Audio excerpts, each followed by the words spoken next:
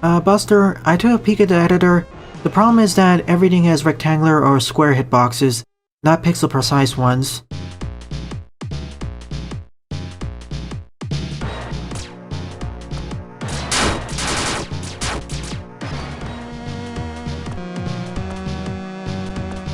There we go.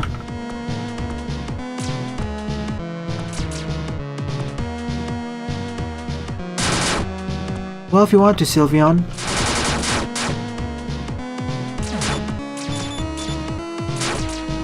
The sad thing is, Buster and Daibuman, the editor fully supports changing the collision masks.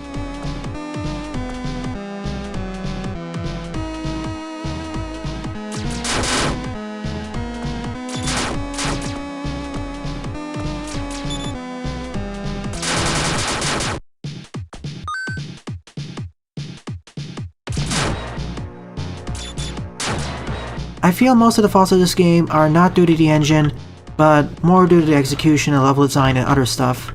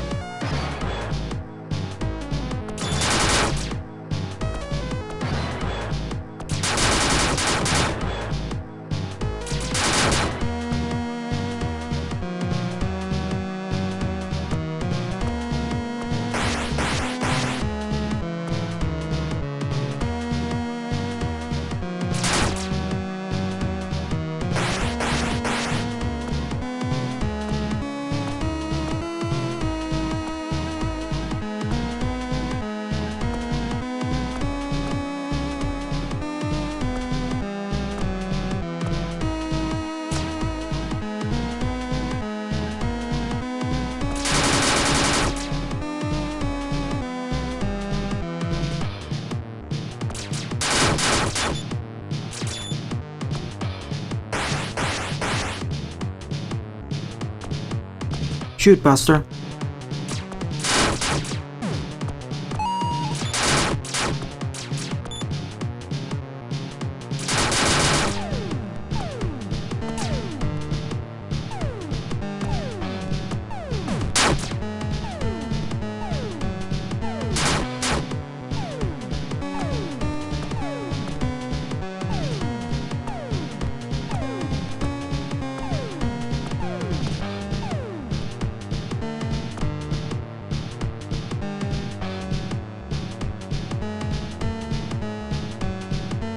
Whoa.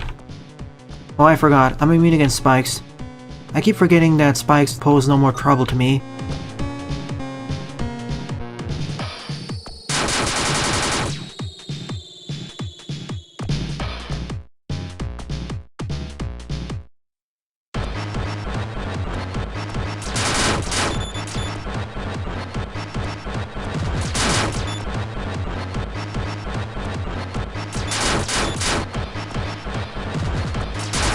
Those spawns and enemies too.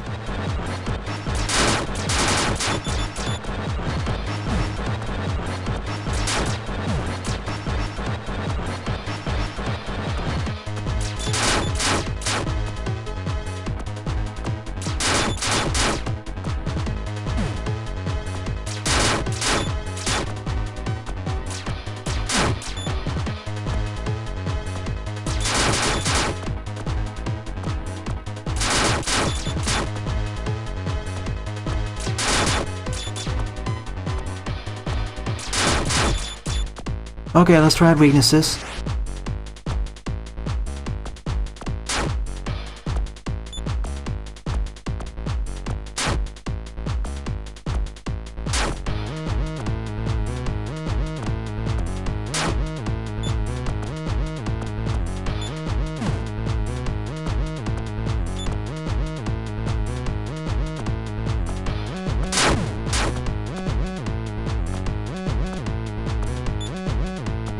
It does block the shots.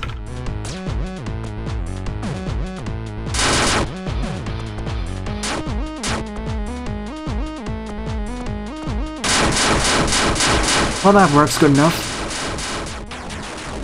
I mean, just look at that.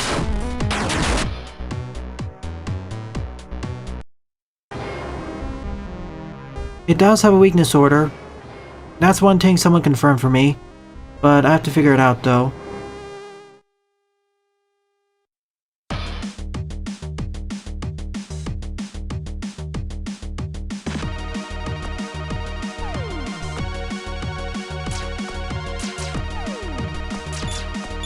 I guess this is the rematch stage. Also, after every stage, my weapons are refilled.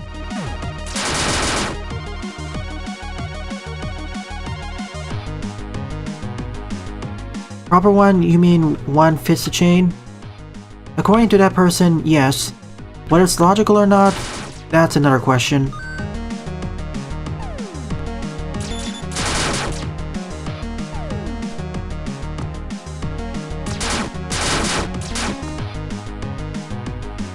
I gotta say, this game's checkpoint placement is on the more generous side.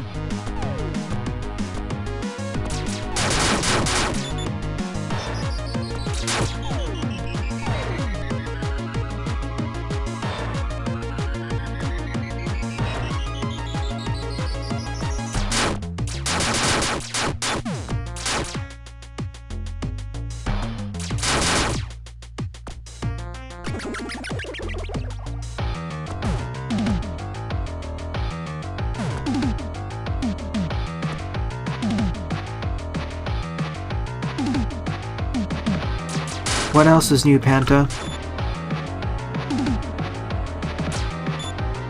See you later, Snivy.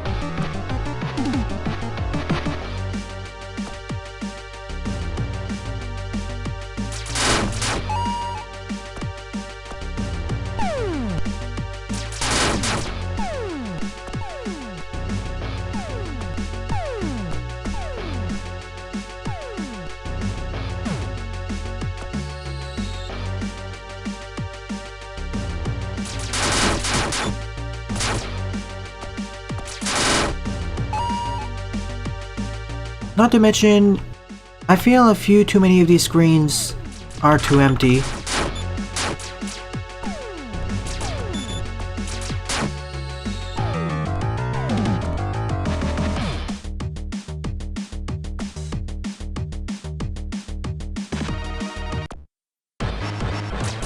Oh, you again. This time you're not just a pushover.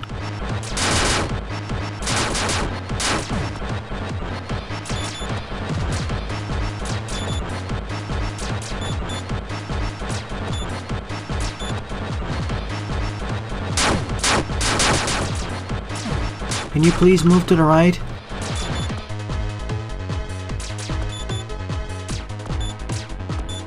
Well, it discovered the ultimate boss strat. Okay, now that I use a special weapon, it swapped direction. Gee, thank you.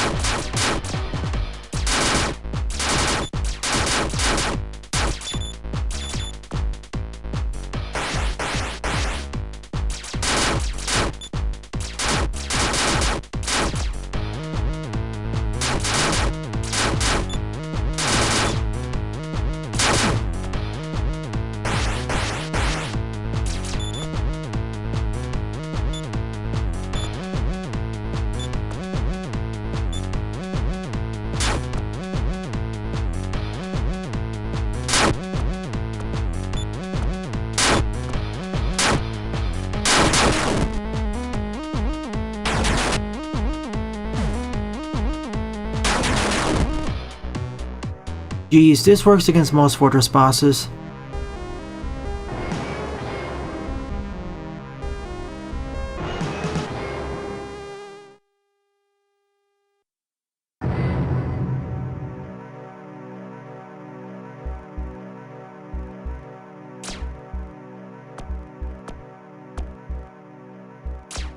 You know, those would be more useful if the amount of weapon energy I have persists between the further stages.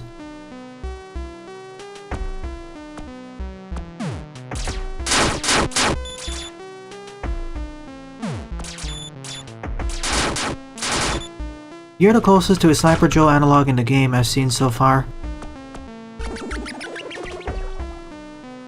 Ice physics immediately make you move really fast.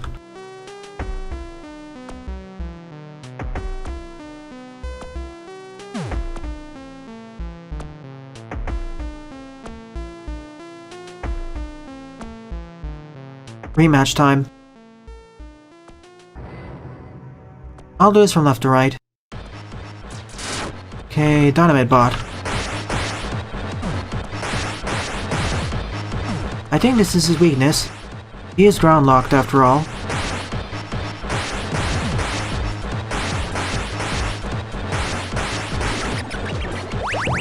Yep, that was right. Seahorse Bot.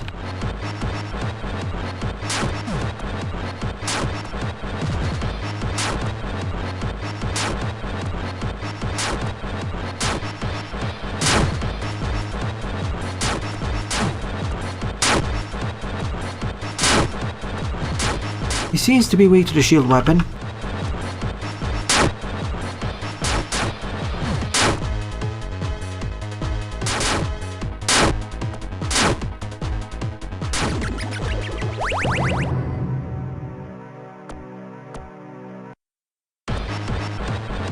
Mage Bot.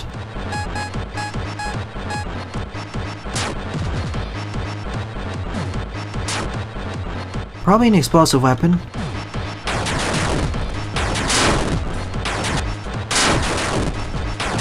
No.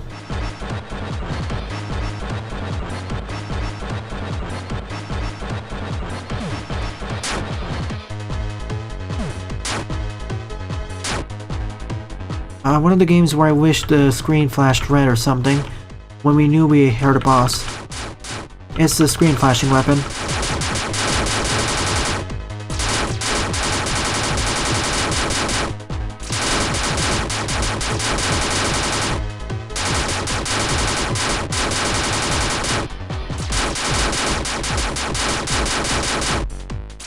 So Dynamite Bot beats Mage Bot.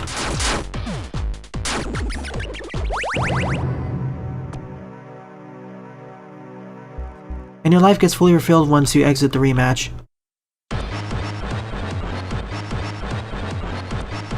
Ninja Bot?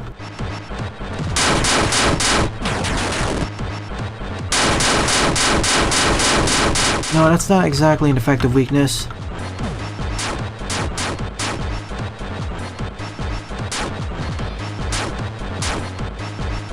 The other problem is that the boss health bars are rather compressed. Okay, so Mommy Bot beats this boss.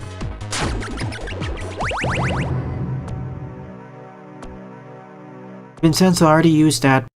Please stop using all caps in chat.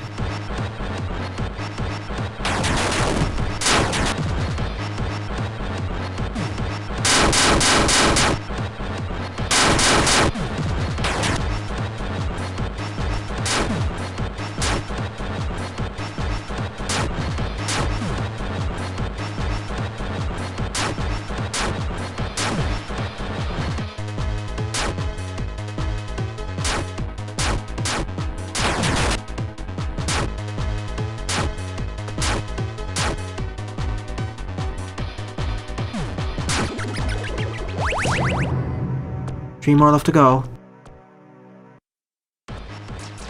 8 Bot.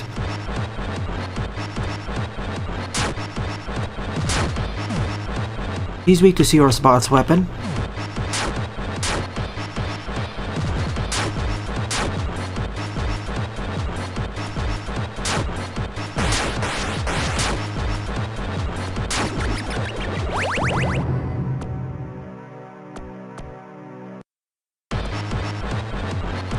Daisy Bot. Probably the explosive weapon.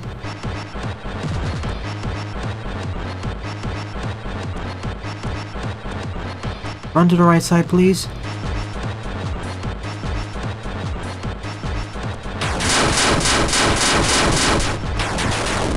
Yeah, I think that's a weakness. Let me try out the spike.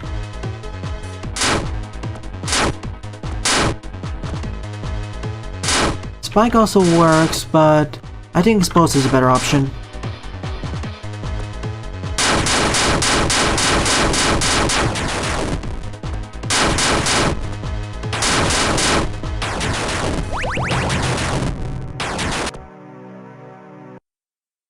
So that means that Mummy Bot must be weak against the spike weapon, unless I mix something up.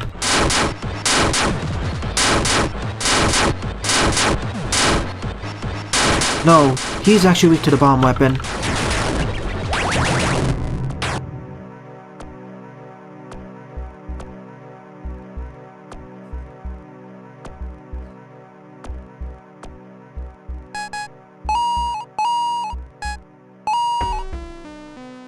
First go through the drill section.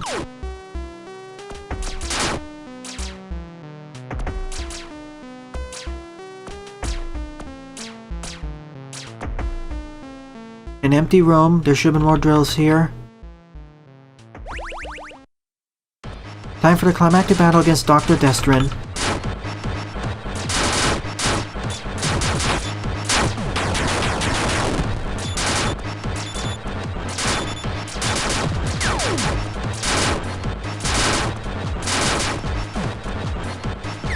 How are you even able to dodge this, by the way?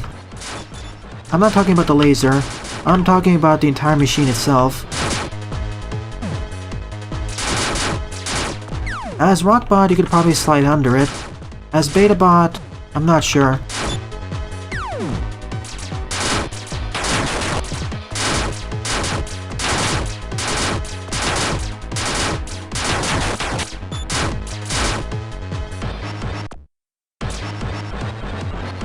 Onto the capsule.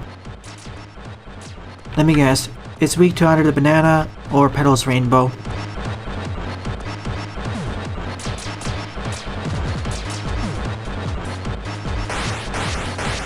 Completely immune against that weapon.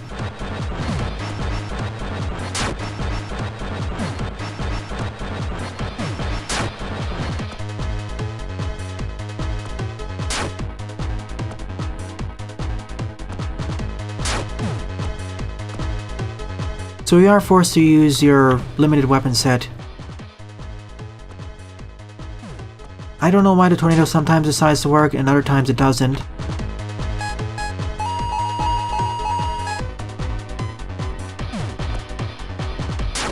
It's as if the boss's weakness changes.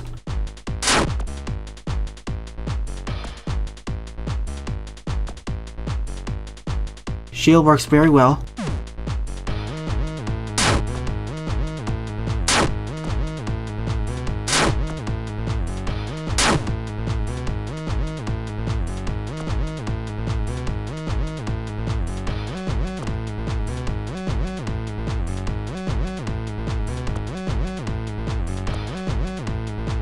You're doing a terrible job at aiming at me too, Dr. Destin.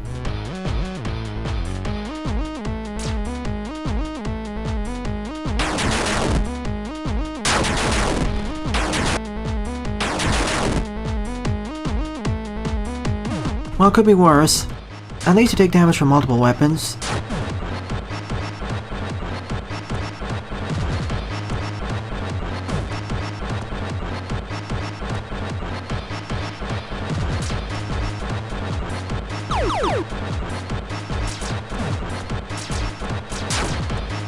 No, you can actually damage him with your arm cannons. It's just that his invulnerability frames are extremely short.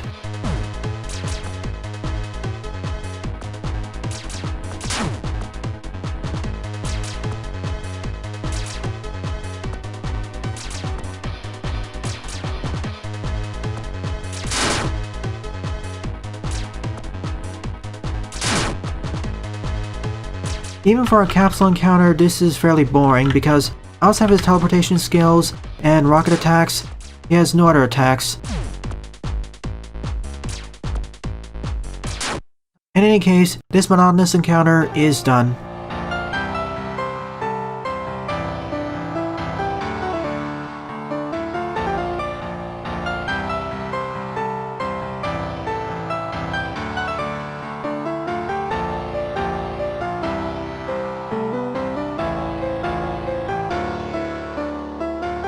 I got the impression that Betabot's more of a Terminator, whereas Rockbot was designed to actually have emotions.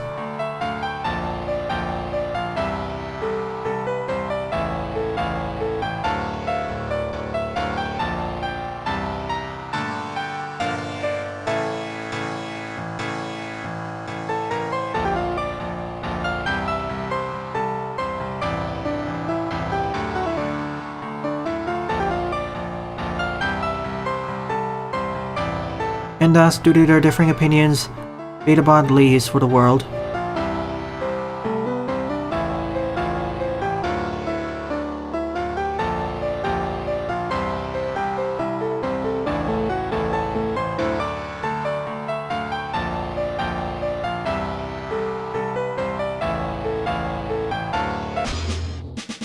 Well then, I guess this is a good time to give my overall thoughts on Rockbot 1 as a whole. In short, as much as I see what they were trying to go for, this game is subpar.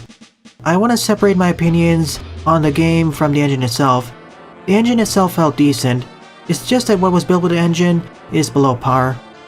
The enemies, mini-bosses, bosses, weapons, level design, and weapon design and balancing, they all felt like they weren't fully thought out.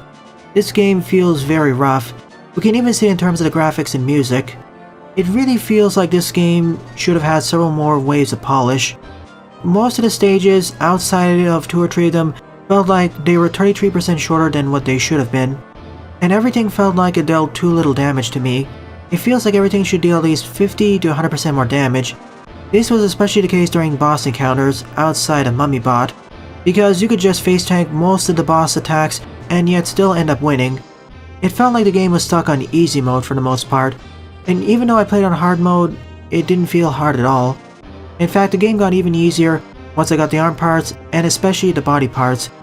See, I like these upgrades, but they just make a relatively easy game even easier. And a similar problem can be seen with the weapon balancing. The only weapons that felt useful were my twin cannons, especially when they were upgraded, the time bomb weapon, the tornado weapon that seeks onto enemies, and the shield weapon under certain scenarios. Oh, and I can't forget the banana weapon if there was a lot of ground-based foes. See, I feel that, especially in the case of the time bomb, the weapon was way too overpowered. It dealt a sizable amount of damage, you could remotely detonate it, and you got a lot of uses out of it, and the explosion lasted for at least 3 to 4 seconds. It outclassed pretty much every other weapon in the game, barring 2 or 3 other ones. And frankly, I felt that spamming my base twin arm cannons would be better than using any of the other weapons. Oh yeah, and I can't forget, most of the boss battles felt way too simple, and they reacted too slowly. In general, I feel that there are too many melee-focused enemies in the game and not enough projectile-focused ones. Again, I see what they were trying to go for. The game just really needed more ways of polish and rebalancing. So would I recommend you play this game? Not really. There are much better freeware titles out there. Nevertheless, I wish the best of luck to the developers behind this game. Hopefully their future titles improve upon the shortcomings demonstrated here.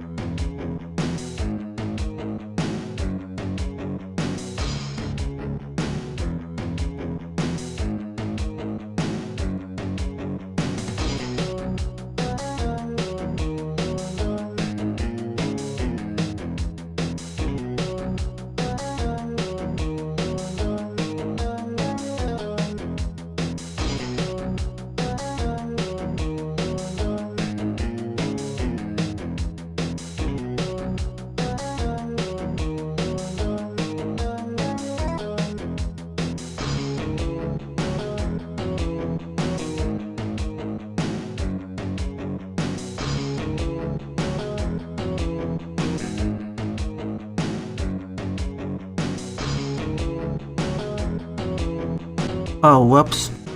Oh, wait. It returned. Let's check that out before I go over to the editor. CandyBot and KittyBot. Let's first check out CandyBot.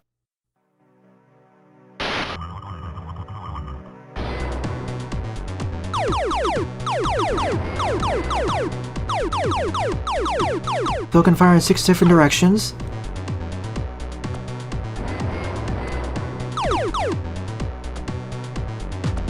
And can double jump.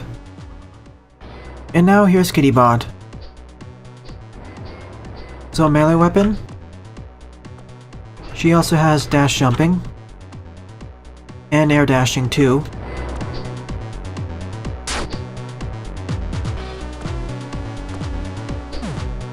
Can't deflect shots though. Her attacks pierce through enemy guards. She seems like a fairly powerful character as well. But in any case, I'll be showcasing the editor of the game right now. As I alluded to earlier, this game comes with a level editor and game editor, where you can edit a lot of the aspects of the game. First starting out with the game properties like the game style, the name of the game, special items, the age select, the music, the game scenes, information about each of the stages. Apparently there was a Firebot level. The maps themselves, so we can change the BG image, how the stages are different depending on which difficulty is set it to, constraints, each of the individual map chunks. Because for example, when we started out this stage, okay, kind of broke this map it seems. But in any case, depending on which map you have, it'll go to different sections. So here's Flower Fields for example, the one that takes place in Mario World. If you so desire, you can remake the entire game. You can actually change which enemies are here. You can even change the tile set if you so desire. Reset the enemies, the actual gimmicks. In fact, this is something I forgot to mention during my short review. This game barely used gimmicks, and when it did, it repeated them through a lot of the stages. And yeah, Firebot. We can all guess which ones it's mimicking. We can actually change the animation of the tiles, the weapon properties themselves. We can change the name of the weapon, change its projectile style itself, add a charge variation if possible, and more importantly, you can increase or decrease the damage. Here's the projectiles, in case you want to change those up. Enemies, you can add new enemies too. In fact, the bosses are listed under enemies too, so for example, if I can find where Dynamite Bot is, remember when I was talking about how the sprite hitboxes were bigger than what they actually are? Here's the hitbox area. If you so choose, you can make it smaller. The engine supports that, but they didn't do that. Changing how the enemies work? Let's see. Let's take Mage Hatter for example. You can change the hit points, projectile origin, what kind of enemy, shield type, weakness. You mean the AI. You can actually change the action numbers and what percentage chance they'll use each action. Like wait until players in range, then do this, then wait for this. In fact, for stuff like DaisyBot, there are 4 unused action slots they could have used. Not to mention there's the whole players in range distance, extra parameters, extra actions. Not to mention you can add new objects. It's more limited compared to stuff like the Megamix engine, or the Magbull 2 engine, or even using Game Maker, but there's a lot more potential in this engine, which this game sadly did not utilize. You can even edit the player's properties themselves, as well as what each of the armor pieces does. For Rockbot, the arm ability gives you super shot, body, half damage, leg ability, double jump. There are a whole bunch of these mega abilities you can add if you so desire. Retreats, the laser, extended immunity, air dashing.